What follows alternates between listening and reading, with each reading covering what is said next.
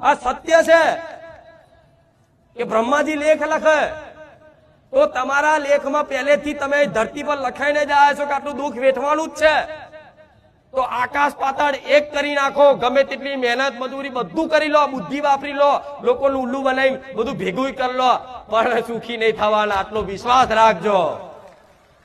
જો સુખી થવું હોય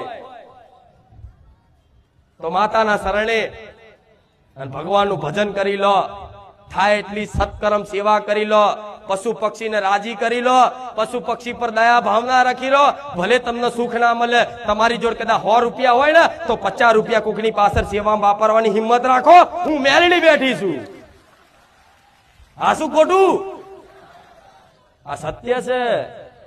ભલે તમે નહીં સ્વીકારો, ભલે આ કડવું લાગશે, પણ ડોક્ટરે કડવી દવા આલે ને તો રોગ મટે છે.